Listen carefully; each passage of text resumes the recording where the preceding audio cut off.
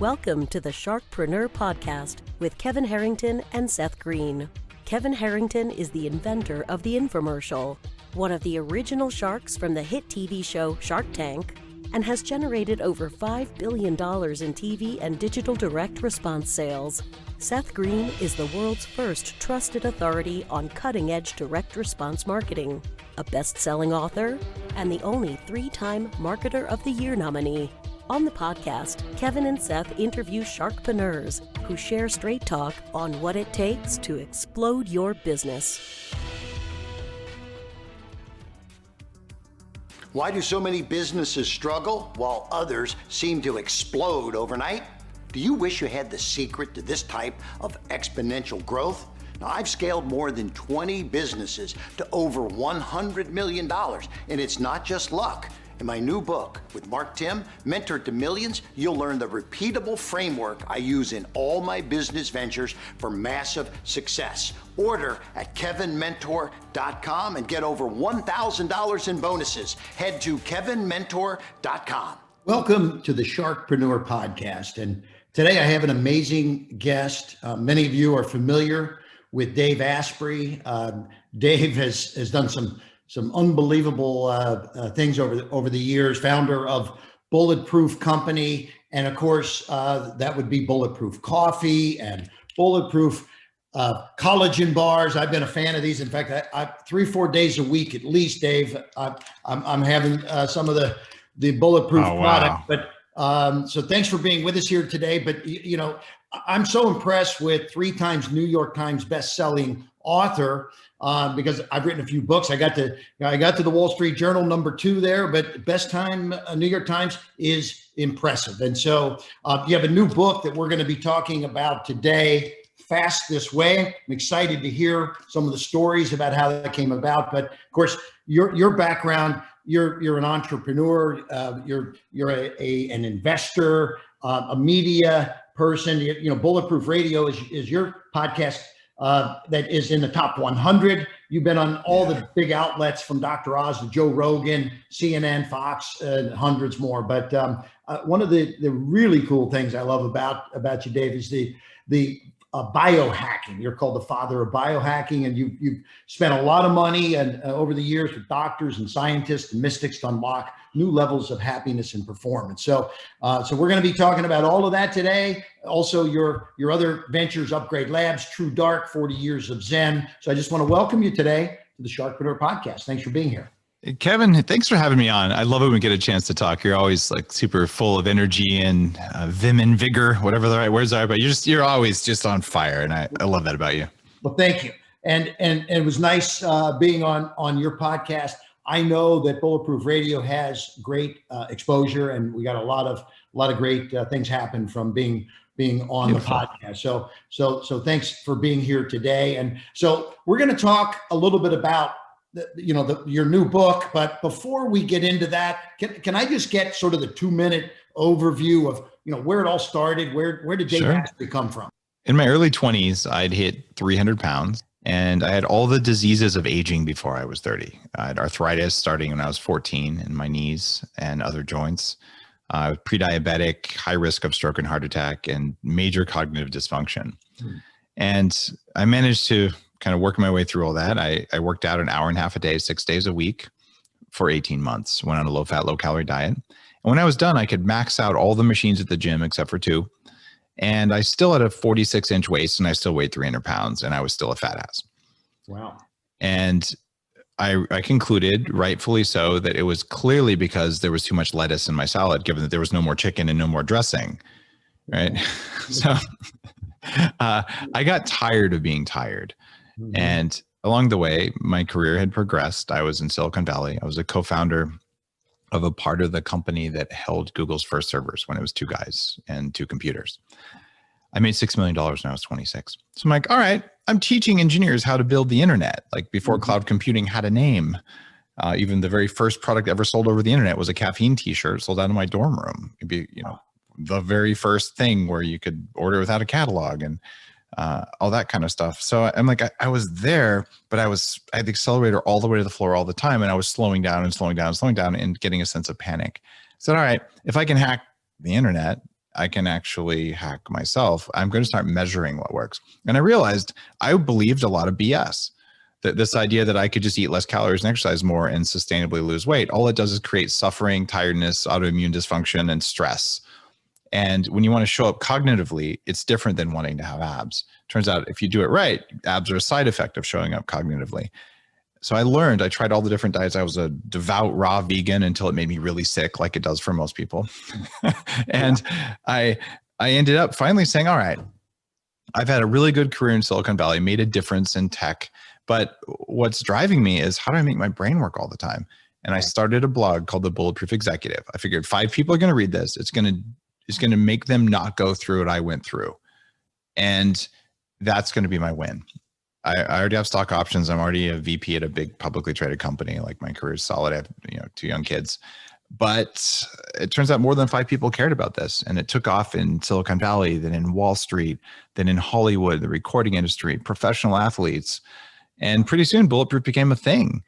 And it's partly luck, but it's also, it actually works. And it's also just consistently going out there and saying, did you want more energy? Try it. And it's one thing to say, oh, eat your raw spinach, you're going to feel more energy. No, actually you don't. You tell yourself you're going to.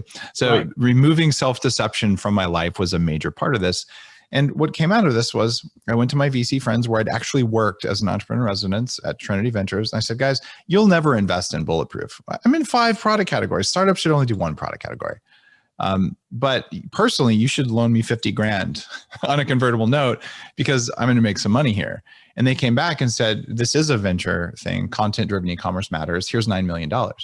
And I had this conversation with myself, Kevin. I'm like, okay, when you take venture capital money, as you well know, you're signing a deal with the devil, even though I have dear friends at Trinity Ventures, they're not the devil, but it means that you're agreeing to give up some control and you're agreeing that at some point your company's going to have a liquidity event, whether it goes public or enters into M&A, but you're swapping some control and self-destiny for the ability to reach many millions more people. And I thought about it. I said, it wasn't that hard of a thought because my goal is I always wanted to reach millions of people.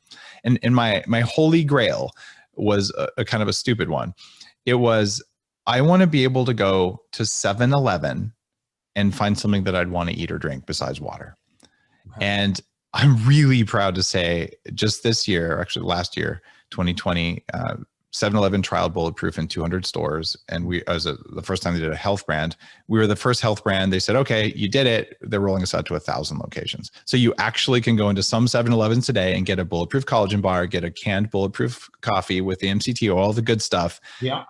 That to me is like, okay, I want this for everyone. It's not just for Silicon Valley. It's not just for Wall Street. It's everyone wants more energy.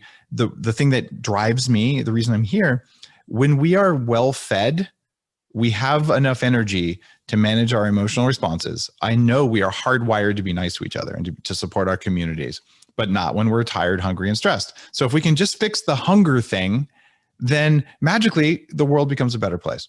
And that's why I wrote Fast This Way, my new book. I could have written any book. I didn't need to write any book until I just get my subconscious tells me it's time to write a book. Writing a book about fasting kind of sucks because on its face, like, why would you write a book about not eating? How about you write a book about, drinking delicious buttery coffee? Because people like butter and people don't like not having anything. All that I do, Kevin, is around ROI, but I'm not looking at investing dollars. I'm looking at investing energy. Everything you do, energy matters most, because if you have tons of energy, you can make time and you can make money. But if you have no energy and you have time, you'll sleep. If you have no energy and you have money, you'll spend all of your money to get your energy back. Energy is the core currency of life. So I look at how much energy do I invest and how much do I get back? And the highest ROI thing I can recommend for anyone is learning how to do intermittent fasting or longer fasting without paying a cost for it. And here's why it's high ROI. Let's see. You save time on making breakfast. It costs less than having breakfast, and you get more energy than having breakfast. So the investment is negative. You actually get paid to intermittent fast. You get paid in energy and you get paid in savings of dollars and time. So you win on all 3 of the investment metrics. But what I would have felt when I was 300 pounds, even when I was 250 pounds, I'm around 200, maybe 210. I've put on a little bit of muscle recently. What you end up with is you say, if I was to fast, I've been told that I'm going to go into starvation mode. I have to eat 6 times a day. Otherwise that's going to happen. I read it in Reader's Digest in the 70s and I still believe it to be true. But fear of starvation is a big thing because it's killed our species.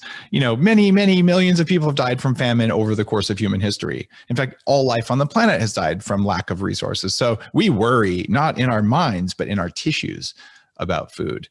And I said, all right, I'm worried that I'm going to go in starvation mode. And I also, even more, I'm working on not being a jerk. And I would say I was a pretty big jerk in my 20s. And I know that I would get hypoglycemic or hangry. And so how could I possibly skip breakfast and not eat a muffin or something, or at least a protein bar in the middle of the morning? Because if I don't, I'm going to be a jerk to people I care about. Right. So I was afraid of being a jerk. I was afraid of dying. And I also found out I'm even afraid of being alone, which is a different kind of thing. So I hired a shaman. This was back in 2008. And I said, all right, I want you to drop me off in a cave in the middle of the desert. I want no food and no people for 4 days. I'm going to do a vision quest. And that is what I write about in this book. You can fast. What year was that? 2008. 2008. Yeah. As before I launched Bulletproof, and I already knew about Bulletproof Coffee. But I was like, okay, I'm going to face my fears because I know that these are things that are pushing my buttons. And then if I'm a jerk, I can be a jerk to a wall of a cave. Right. And if I feel like I'm going to die from fasting, well, I probably won't die. But if I do, I guess the birds will eat me. But, I'm just going to have to face it.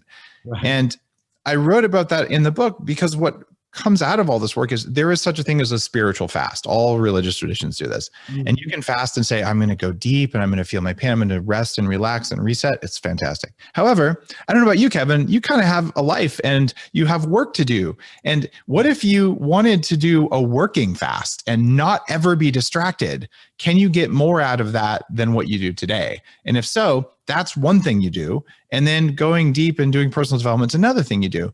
But in the world of fasting, everyone's like, well, just man up and do it. Sorry, if you just man up and do it, you're going to act like a jerk all day and you'll be tired and you'll be ungrounded and you won't make good decisions. So I wrote Fast This Way to talk about 3 fasting hacks that allow you to get the metabolic benefits. So you don't get diabetes, you don't get tired, you don't get brain fog, you don't just feel terrible while trying to fast. That makes it sustainable. At this point, people have lost 1 million+ pounds on the Bulletproof Diet. And I've been using this with my readers, with my followers, and on myself for more than a decade. And we know that it works, but there's new hacks that are available. That's why I came out with this book, because it matters that much. Yeah. So Dave, when you were 300 pounds, did you think about fasting at that point? Or did fasting has been a more recent thing that you've created for your following, I assume, but let me just ask, did you think at that point? This was back in the, in the 90s. Oh, okay. And it was all about, hey, you've got to eat, 6 or 8 meals a day. You should snack all the time. And it's kind of funny, eat all the time to get thin. It doesn't even make sense on its face, but this is what we've been programmed to believe, that you kind of constantly do this. You got to work out, but you got to eat before you work out. You got to eat between meals and sort of live the Hobbit life. And it truly doesn't work, because our body needs time to take the energy that we normally are using to digest things and take that energy to digest junk in the body. And that there's all these metabolic benefits. If I had known about intermittent fasting, I mean, it's seriously, skipping breakfast, it's not that hard. Even if you're eating the wrong foods, you can do it. It's easier if you eat the right foods. But okay, if I had just done that, I would have become metabolically stronger. I would have had less prediabetes and all of my risk factors would have gone down. But more importantly, I would have had a brain that worked better. But as it was, we don't know that. And today, most people, you tell them you're going to fast for 16 hours, the immediate visceral sense is, but I would die. And the problem, Kevin, and you know this because you're an entrepreneur and you invest in entrepreneurs, fear that is not based on reality causes almost every bad thing that humans do. Yeah. And in Fast This Way, I talk about the psychology, not just of fasting from food, but fasting means to go without. And you can fast from junk food. It's called eating healthy. You can fast from carbs. It's called keto. You can fast from social media. Yeah. you can, fast from alcohol. Like there's all sorts of things. Like your body thinks you need it, right? But you show the body that you're in charge. And a side effect of learning how to fast like this is a sense of self-determination. And it actually doesn't just reduce thoughts about hunger, it reduces fear. And here's how life works. And this drives everything we do in business and outside of business. This is an algorithm that works for bacteria, it works for trees, it works for humans. And the first thing that all life has to do to stick around for a while is run away from, kill, or hide from scary things. And scary, this is your meat operating system trying to keep your meat alive as if you weren't in there. And it's built into your tissues.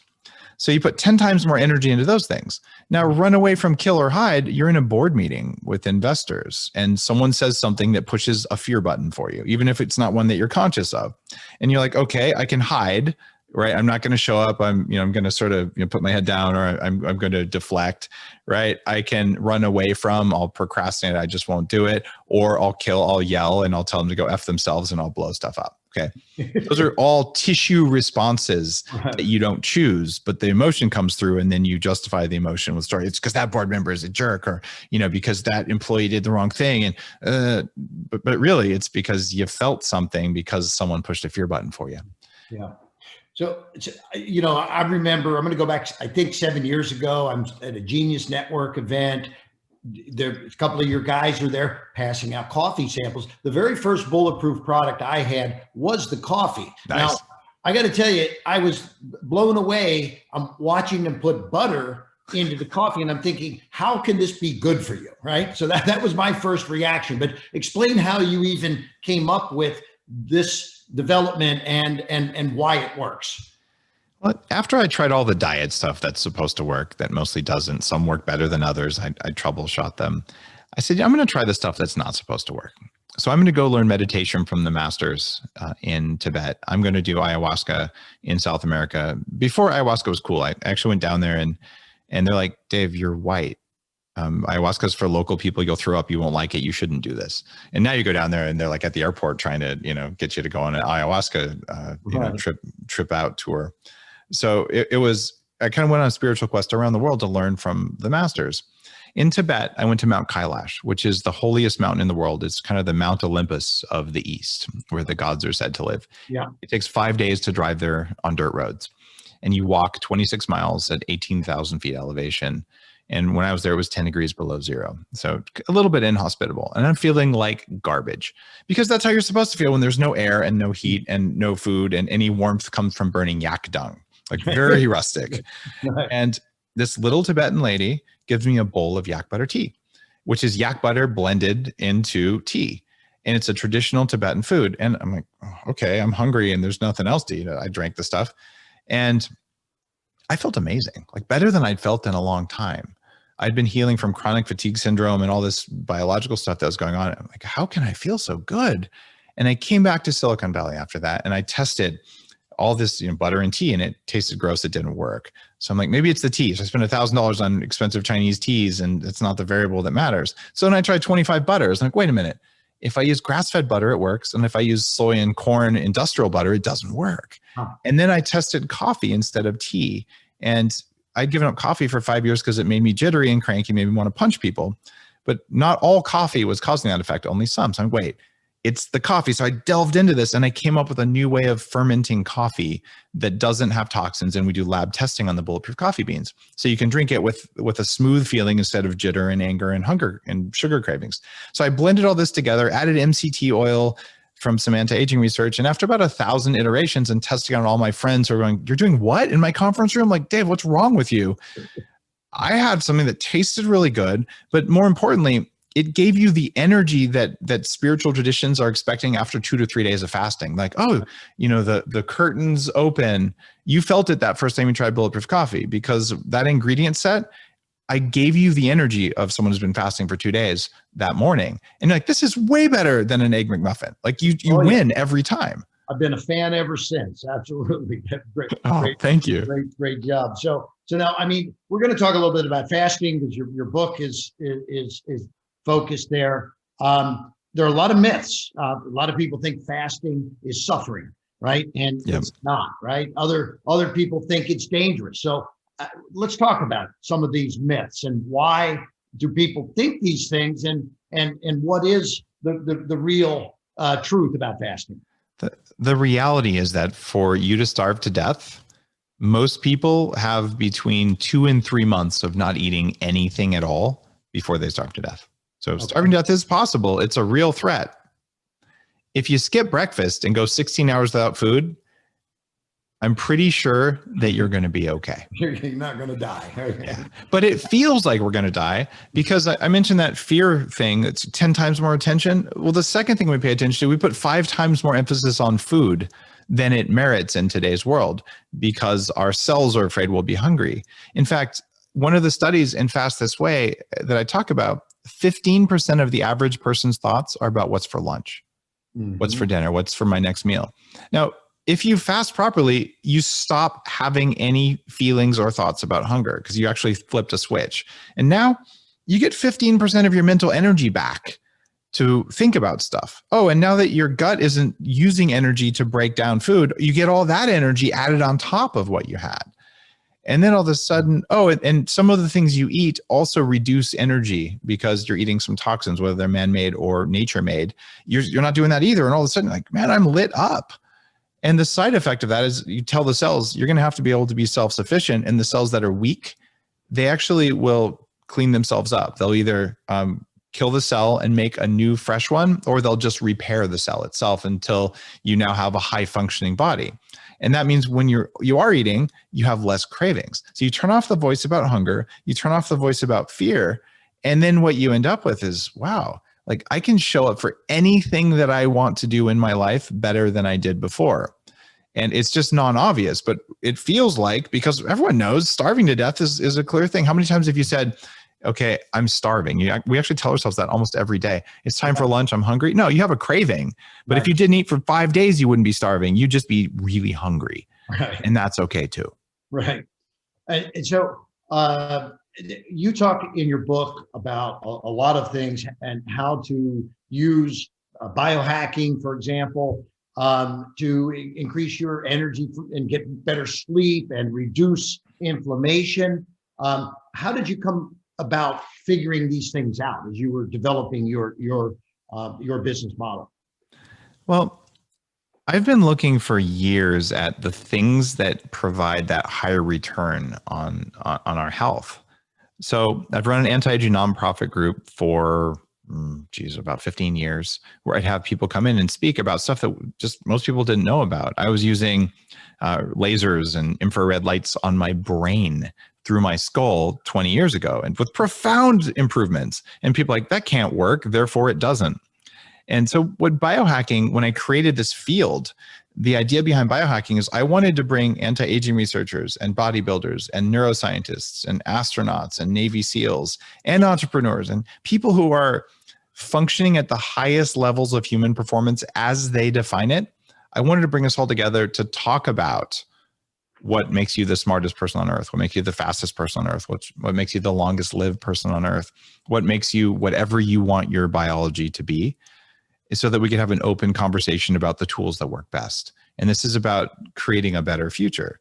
And the definition of biohacking, when I started doing conferences on this 8 years ago, as I wrote it, was the art and science of changing the environment around you and inside of you so that you have full control of your own biology. I've interviewed more than 800 people on Bulletproof Radio, including Nobel Prize winners and lots of university scientists. And these are open conversations we can all listen to. What emerges from that is, what are the environmental things we can change that make the body change in the direction we want the best? And we can change the type of light and the timing of light. We can change the type of food and the timing of food. We can change the temperature at which we sleep. We can change all kinds of little variables that any sane person would say that can't possibly matter, except it does. I've been tracking my sleep for 15 years now. I use the Oura Ring today. I used to sleep with a headband on that would track my sleep because I sucked at sleeping, Kevin. Right. I would sleep 8 hours and I'd get 5 minutes of deep sleep and 5 minutes of REM sleep. I get 2 hours of deep and 2 hours of REM on a lot of nights now in 6.5 hours of sleep. That's more deep sleep and more dreams than a college student gets. Amazing. Even though I'm 48. Yeah. And I get it in 6.5 hours, not 8 hours, because I learned how to do it, because I use technology and techniques and knowledge. And what biohacking is, all the biohacks that are in Fast This Way, it's how do I align these different techniques? Some of them are free, some of them cost a little bit of money. But when I stack them up, you can become a morning person in 2 weeks without any pain or stress or struggle or strive. You can stop being the person who goes to bed at 8 o'clock at night because you can't function after that. You can shift your window, but it requires knowledge and tools. And my job, I've spent $1 million testing these things out. I've written multiple books about it. I'm upstairs from Upgrade Labs, where I commercialize a lot of these technologies and open facilities for people.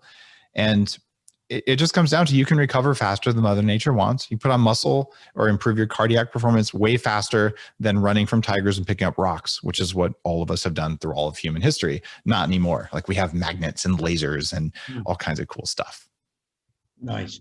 So biohacking has created amazing benefits for folks that are following your teachings, from better mental clarity, more sleep, reduced inflammation, etc. And again, because I know fasting is a main focus here. There are various types of fastings that exist, and where maybe let's talk about the types of fasting and which you prefer. Sure. I'm going to say, go to fastthisway.com.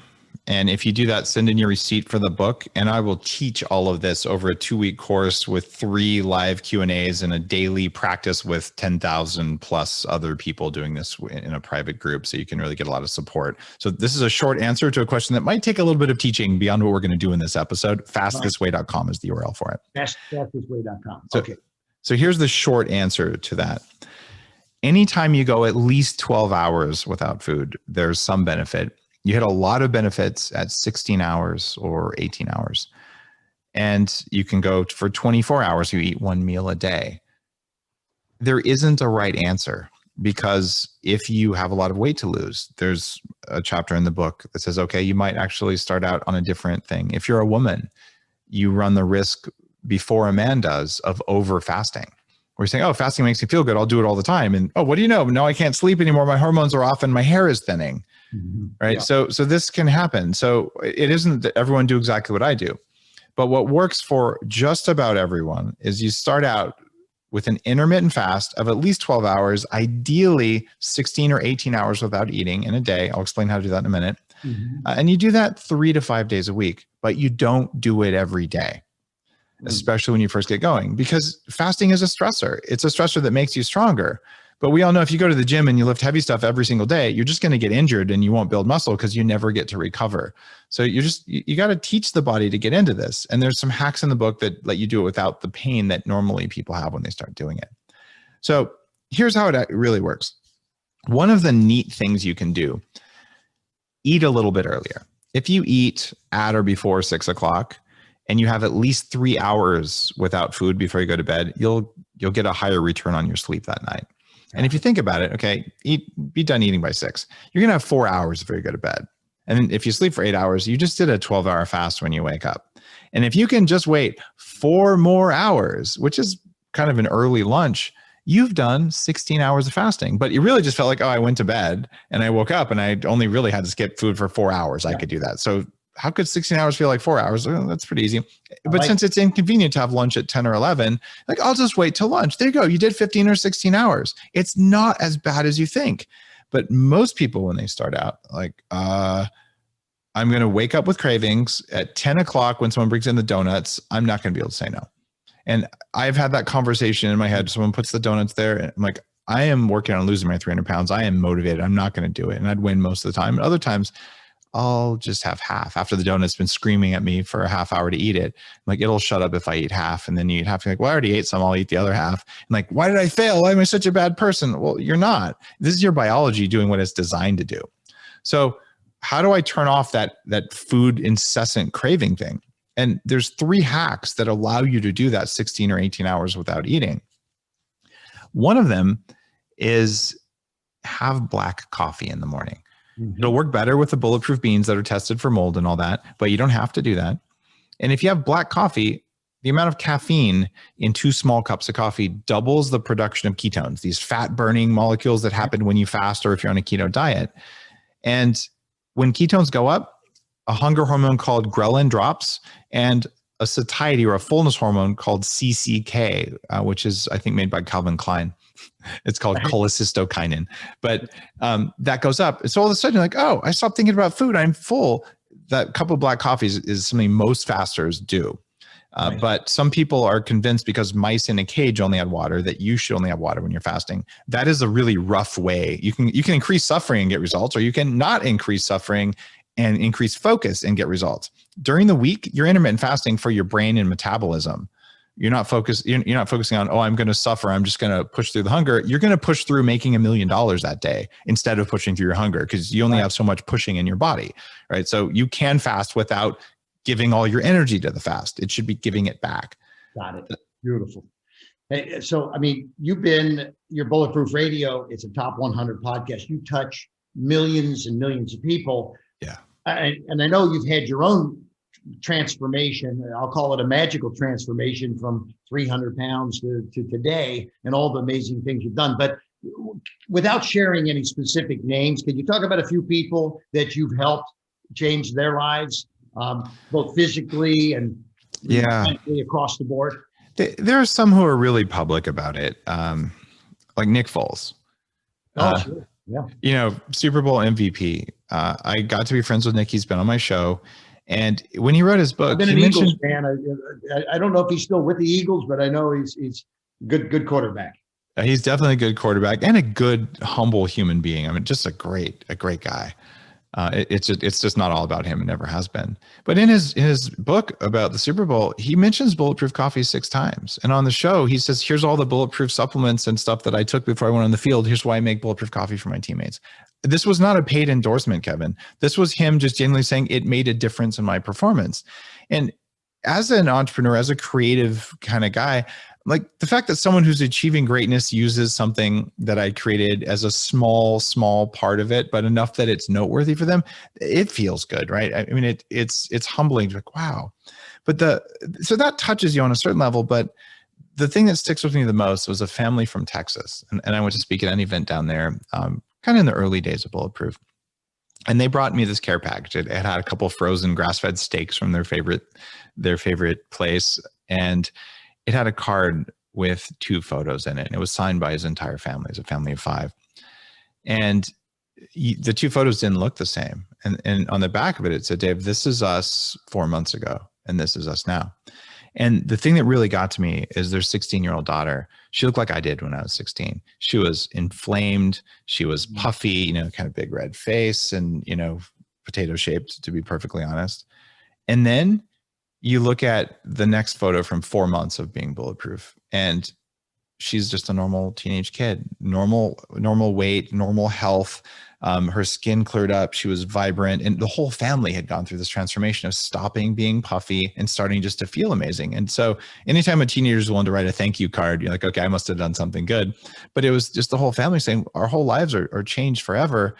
And you take that times 500,000 books times millions of pounds lost. And man, I mean, it can make me tear up sometimes, because no one wrote these things. This knowledge existed in fragments around the world when I was young and fat, and when I struggled so much. I shouldn't have had to spend $1 million upgrading my biology, getting healthier, and then going beyond. It should have been there. In fact, a lot of it was there, but the doctors didn't know. So my job has been to curate the knowledge and to share it and to make things that I can't buy that should exist. And that's been my entire entrepreneurial path, is like, well, why can't I buy a protein bar with the right protein, collagen, with the right oil, MCT oil, that doesn't have inflammatory toxins and fake sugars and milk protein isolate and other crap in it? Well, okay, I'm going to have to step up and make that. And it's really hard to do, but you know the results. And you haven't even tried the chocolate dipped ones, by the way. You're still eating the original one. So it's like, it just takes so much focus in order to do that. But it's born out of that deep care from getting cards like that from people who are, massively transformed. That's amazing to see those results and to see those transformations. It's so powerful. So I'd have to ask you about your investing mind. As an influencer and a media guru and author, you're getting a lot of people contacting you. I know you get a few pitches, right? Just like me, every week off of being on television and stuff. So what is it that you look for in a pitch? If you want to just give, because I like to talk about that. And sure. And you've invested in several deals. we're both on an advisory board, by the way, that Happy Scott, Yep. you know, he said to say hello. I talked to him earlier today. And so I love hearing about the entrepreneurial side of all the things that you're also doing. So I like to invest in spaces where I have an understanding. And some investors like, oh, you know, I don't know much about, you know, door locks, but I'll invest in a door lock company or something. My take on this is, like, I'm the father of the field of biohacking. And it's a pretty big field, but I have a neuroscience company called 40 Years In. I have, you know, an optical circadian lighting and sunglasses company, the True Dark thing. So there's some things I know about. I was also CTO of the first company that could get heart rate from the wrist. We sold it to Intel for 100 million. So I'm an investor in Aura, the Aura ring, which is just about to cross $1 billion in valuation, according to all the stuff. I'm also an advisor there. So when I look at these investments, I look at how much is the whatever the company is making going to change the world and make it a better place. So I don't really believe in impact investing the way, you know, we invest in our impact investing fund, and which means we don't do bad things, which is great. I don't do bad things, but I want to do things that are shiny and sparkly and will make a massive difference in people. And they've got to remove inconvenience, and they've got to make you feel more energy than you did before. Or they've got to radically cut a cost, or they've got to remove something bad from our food supply. So I don't think I'm allowed to say the name of the company, but I've, at least not yet. There's a company I recently wrote a check for who is going to fix the seed oil problem in the world. And we're all eating a bunch of corn oil and soy oil and sunflower oil. These are toxic. They've been toxic for 10 years on the Bulletproof Diet. There's a reason 42% of Americans are obese. But there's an economic reason that we eat these things. You have to fix it economically. So there's a company doing that. And that's an example of this. So I'm looking at, are they going to make humans better? Are they going to make the earth better? And then I look at the leadership team. And you know this because you're an experienced investor. I'm blessed to have spent almost a year sitting in on partner meetings on Sand Hill Road with a venture capital firm, with Trinity Ventures, when I was in EIR, to see how professional investors do it. It's all about the team. I look at the stability. Most of the entrepreneurs that I invest in, I invite them to, and sometimes I require them to go through my 40 years of Zen brain training. It's, you know, 5-day brain upgrade program. And for me, I'm willing to write the $15,000 check it takes to do that, because if I'm putting money in the company, I know I can help the entrepreneurial energy. I can help the entrepreneur, him or her, make better decisions with less emotional garbage involved. So I'm in as an advisor usually. And what I'll do is I'll come in early. And then I'll help them when it's time to do fundraising later, if that makes sense. Gotcha. Great. And so about how many, you've got your own companies that you own and control. Yep. About how many advisory type deals do you have? I'm in about 20 either angel investments or advisor type of deals. It's a mix of tech. It's a mix of food. It's like Happy, Aura. I invested in a food delivery company a while ago. And what do you expect to make in terms of percentages of success? 1 out of 2, 1 out of 3, 1 out of 5. We all want to see 100%, but it's not reality, right? You're gonna, I'll be happy if I win on 3 out of 10. That'd be really successful. 2 out of 10 would be acceptable. But one of my investments was in a company that makes makeup and skincare kind of stuff. And this is a woman who used to work for me. It's called Thrive Cosmeceuticals. Mm-hmm. And she was my head of product. And one day she said, Dave, in tears in her eyes, I'm going to have to quit. Her name's Carissa. She said, I'm going to have to quit because I told you I was doing this little nonprofit makeup thing where we give makeup to women who've had chemotherapy so they can feel beautiful afterwards. And then she said, I just got on Good Morning America. Like, I have to go do this. Like, this is my purpose here. And then I said, great, can I invest? Some people get mad when an employee leaves. And if they leave for the wrong reason, that's because they need to go to a therapist or something. She was leaving for the right reason. So I invested, right? And that should be somewhere like a 60x return would be my guess, is what that's going to end up as. Love that. That's great. She's just killing it, and it has a mission behind her. And I look for mission in what in what I do. So I want to see that there's a fire, and if, like, I'm going to be an entrepreneur to get rich, it's like, good God, that's not why you do this. Go be a Wall Street banker if you want to get rich without a purpose or a mission or a reason for being. See that, Dick? But if you want to make stuff that makes things better, then do it. And if you're going to be one of those entrepreneurs, it's like, oh, I saw this good idea, I'm just going to go copy it and make it cheaper and crappier. You're a vulture and a parasite. You're not an entrepreneur either. I won't invest in those. People to do that. So many people, yeah, that's done out of envy and fear and greed, and they drag down good companies. Yeah. So great answers. In your book, a couple questions that as I'm checking it out, there's a cheeseburger story that's kind of cool. Do you want to talk about it? Sure. So one thing that happens when you fast, even just intermittent fast, or maybe you just go from dinner to dinner without eating, the sensors in your body open up and you become more aware of the world around you. You're better able to read people. You become more perceptive, more intuitive, more creative. And this is an evolutionary response because your body's like, if you don't find some food, you're going to die. Let me give you better brain power. Let me give you more energy. Let me give you everything you need to go find the cheeseburger. And a friend of mine, Chris, many years ago, was in long-range patrol training, basically like special forces style stuff, where they teach you to go out for weeks in the country and, sit in a sniper's nest, whatever they do. He wasn't even allowed to tell me most of the stuff they did. But he said during training, they'd be carrying 80-pound backpacks, and they'd say, well, you got to go, 80 miles cross country and go to this destination. Here's the compass coordinates. Good luck with that. No food. And so these guys are fasting for 3 days, walking 20, 30 miles across country, carrying an unimaginable amount of weight. And I'm like, how could you do that? And he goes, well, we just did. And the fasting aspect of it is amazing because this is very heavy physical work. But he said, Dave, one of the things they did that taught me about this is I put, or the whatever the lieutenant or the head trainer guy, they'd put a cheeseburger up in a tree at the destination. And he said, we were 2 or 3 miles away and we could smell the cheeseburger. and basically your senses get turned on. Wow. And this is the same guy in one of my other books I talked about. In fact, I've interviewed Mark Devine, the Navy SEAL, and I've asked him this question as well. A trained military person or a scout or even like a shaman, or a Native American scout, they know when they're in someone's sights.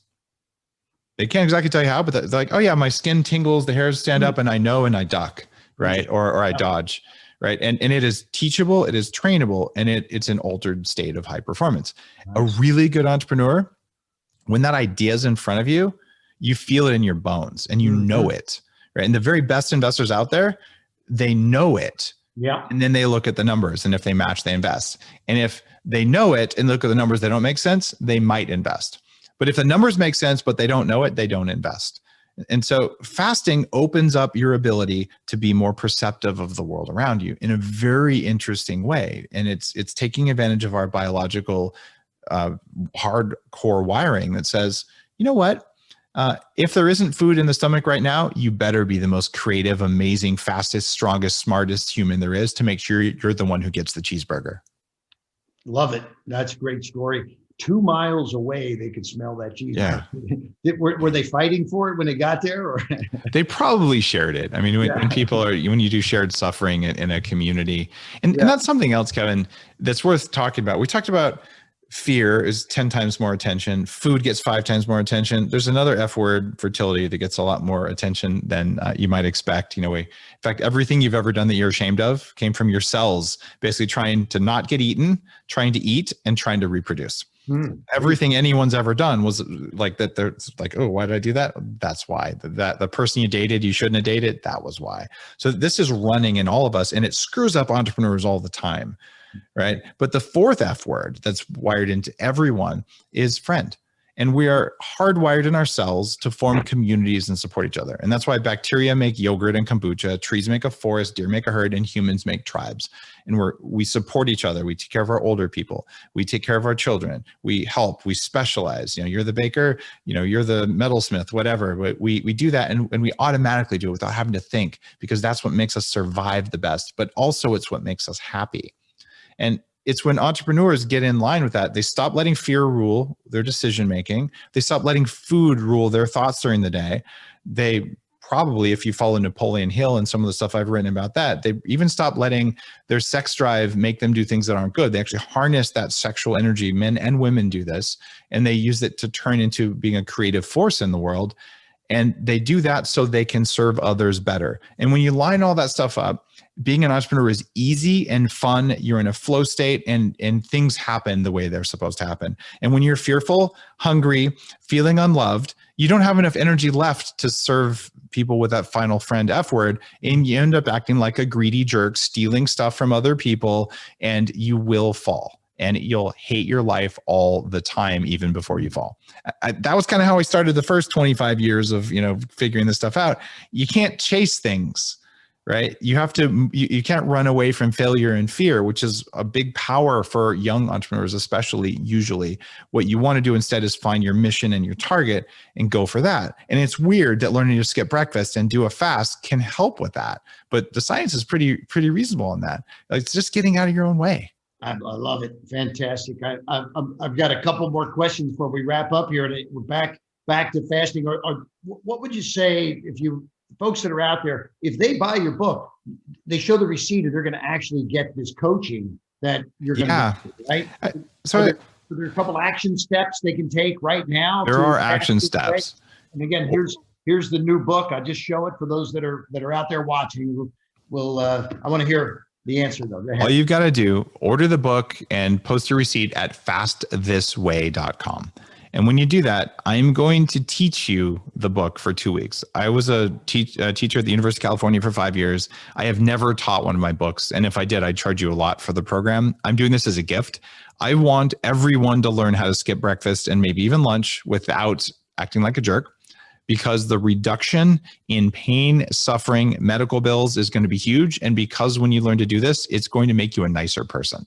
And the dividends for me personally, for having tens of thousands of people go through this training, which is what's going to happen all together. Hey, we're making the world a better place, and we're saving money on breakfast. Like, you can't lose. Fastthisway.com. Fastthisway.com. Fantastic. Hey, regarding your books, are you a full service kind of guy? Can you write it and do most of that? You bring in some dream team members to help you with the process? No, I just have a team of people in India who write all my books for me. I'm totally kidding. I would never, although Tim Ferriss did that in one of his. In Hindi. Yeah, in Hindi. No. Tim wrote about that in the 4-hour work week, which was really funny. No, what I do is I work with a writing partner on my books, where I sit down and say, this is my vision. This is the skeleton. We do a series of interviews where we're co-creating the book. I create the skeleton, and I work with my writing partner, and we send the book back and forth every day, where like, okay, I want you to help put some of the muscles in place on the skeleton. Like, here's where we want the organs, what we want it to feel like. And then the final step is the skin, making sure that it's got the vibe, the feel, the right language, and all this stuff. So I go through. So I spend thousands of hours on a book working with a partner. As an author and as an entrepreneur, the lowest hourly rate of anything I do is write books. Like, people say, oh, but book deals can be, 6 figures. Right? Yeah. I mean, no. If you write your own books, you don't make a lot of money, but it forces you to learn and crystallize the knowledge so you can communicate it the way I do. And also, I feel called to do it. I want to share stuff that matters. And my goal, every episode of Bulletproof Radio, everything that I write, especially the books, anyone who spends an hour with me on the radio or spends 8 or 10 hours reading one of my books, they must get more value out of that than they put into it. Or frankly, if you're going to sell, 500,000 books, or you have 200 million hours of downloads of your show, if I wasted 200 million hours of human life, you know what that makes me? A mass murderer. Like, seriously, that's many human lifetimes. I am not going to waste it. It is precious. I am privileged and honored to have that microphone. So to me, writing a book is the highest sharing of my most distilled wisdom for myself and others. And I don't think I could outsource that. Exactly. Great job. So I think, at the end of the day, one of your keys to success is surrounding yourself with some of the right people. I call it a dream team. Do you believe in that philosophy also? Creating a team? Outside of Bulletproof. So I'm chairman and founder of Bulletproof, and we've got a big team at Bulletproof, and that's a company that's getting to be mature and growing and evolving. And I serve as, our chief evangelist and spiritual leader, right? But I have a great executive team and a great CEO in a Bulletproof. But I've got these 4 or 5 other companies with 60 employees who work for me. And I spend most of my time, when I'm not in creative, visionary kind of mode, working to make sure that the team is the highest integrity and that our culture is there. And what culture does is, culture is like a school of fish. So we're all swimming in one direction. And if one fish starts going sideways, the rest of the fish will straighten him out. But if you don't have a culture that straightens him out, the one goes sideways, pretty soon the whole school of fish turns right into a shark's mouth, but not the good kind of shark. Yeah. And so what I do there, it's like you really hire carefully. And if someone doesn't show up the way that they said they were in the interview, you fire fast. It took me a long time to learn this, Kevin, but allowing someone who's not the right fit in your company to stay in your company, they're stressed all the time. They can't sleep at night. They hate their life, but they bring down the people who are showing up for the mission and the vision. So super clean culture is the most important thing that I know how to do as an entrepreneur. And you got to have it. The guys who never get above $1 million, they're micromanagers and they won't hire A players. And it's so common. Yeah. Hey, speaking of dream team, your wife, Dr. Lana, right? Yep. Now, how happy is she that she doesn't have to cook you breakfast anymore? You saw the dedication in the book. She's pretty happy. I mean, frankly, I did all the cooking from my very first book. Was called The Better Baby Book. It was like, how do you have a healthier pregnancy? And so I did all the shopping and cooking to restore her fertility, 15 years ago. So she's happy to make me breakfast, but now that it's like, I'm going to wake up, I'm going to have my bulletproof coffee. It does save time in the morning. It's really nice and refreshing. So she's quite happy about that. And being a medical doctor, she's on board with all this biohacking. So I have an ER doctor backing me up in case I do something really crazy. Super. That's super. Well, listen, I want to thank you for being here today and wish you amazing luck on Fast This Way. For all the folks out there listening right now, go to fastthisway.com to check out the offer on the book and get involved then in Dave Asprey's ongoing training that he's going to be putting on. That was a 2-week program, I think he said. It's a 2-week program that's for free. And my job this year is I have 800 hours of audio and video and 3,000 posts and 7 books. I am going to teach people the most important stuff like I would in a university for the next year. And I want people to get on board, and I'm just in a large community. We can do it remotely for the first time because everyone's all connected. Thank you, coronavirus, pandemic, and all that stuff. So we're all willing to learn online. I'm all in. I want the most precious things I've learned in my time on earth from the masters of all these different disciplines.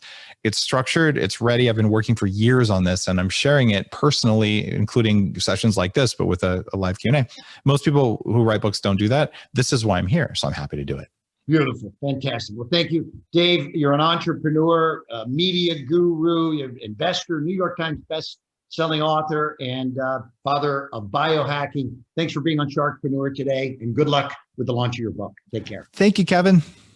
Bye-bye. All right. Do you need money to fund your idea, product, or service? Are you ready to take your business to the next level, but need capital to get it done? Kevin Harrington has heard more than 50,000 pitches and knows how to help you make the perfect pitch to get the funding for your entrepreneurial dream. He's distilled the process down in his perfect pitch cheat sheet, and it's yours for free. Just text PITCH to him right now at 727-888-2100. Text PITCH to 727-888-2100 right now and claim your free perfect pitch cheat sheet. Text PITCH to 727-888-2100 to start funding your dream today. This show has been produced by Market Domination, LLC. To discover how you can have your own show completely done for you and turn it into a real published book and become the authority in your marketplace, go to www.marketdominationllc.com/podcast offer.